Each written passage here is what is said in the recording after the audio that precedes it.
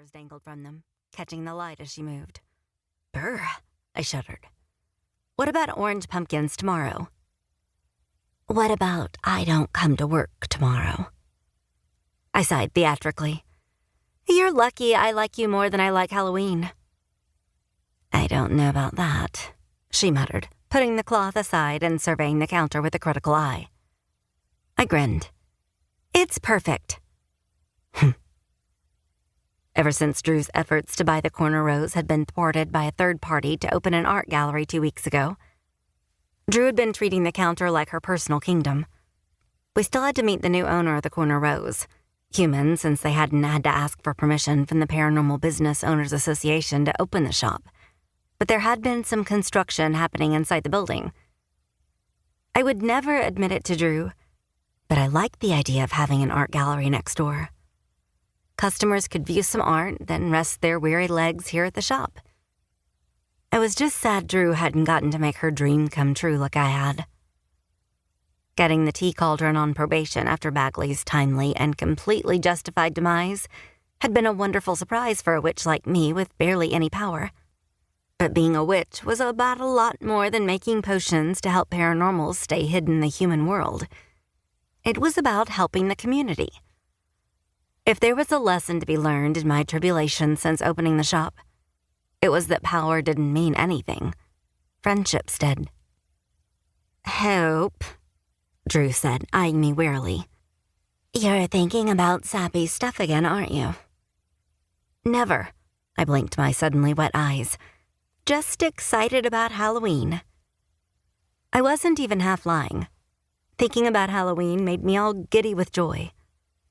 Olmeda was the perfect town to celebrate Halloween, full of gloomy old buildings and scary stories. The real-life Cinderella who actually died in the attic, forgotten by everyone. The servant who ate her master and ex-lover's heart. The loyal hound who prowls the streets at night looking for his owner's murderers. Not to mention the long history of murders in my own shop. Old Olmeda was rife with stories like these. Mix in the popular bar scene of Giles and Romary, and it made for a great place to celebrate anything, especially spooky times. And this year was extra special. For the first time in over 2 decades, Ian Cavalier was opening his family cemetery for special Halloween tours. As usual, the thought of Ian made my belly all fluttery. His tall, wide shifter frame, the dark brown hair that fell to his shoulders and which he usually kept gathered back at the nape of his neck, and the deepest, most beautiful green eyes.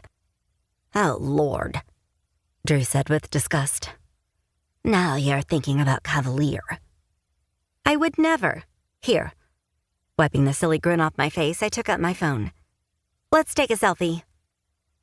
I leaned over the counter and Drew obliged grudgingly and did the same. We smiled at the camera. At least one of us did.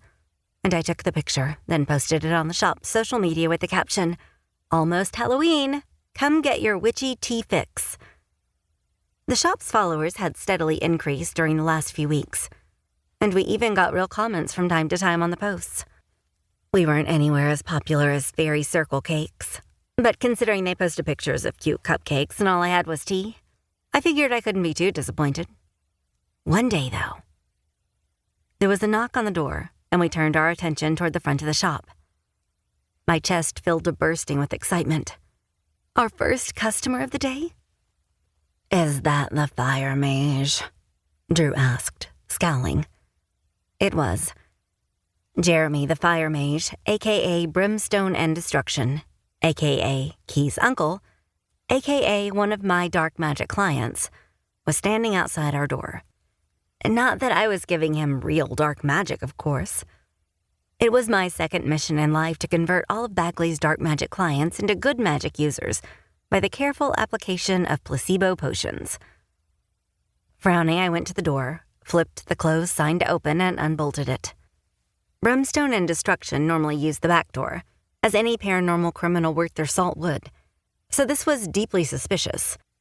I still wasn't sure what exactly it was he did for the paranormal underground community, but being a fire mage, there were several arsonist options that popped into mind.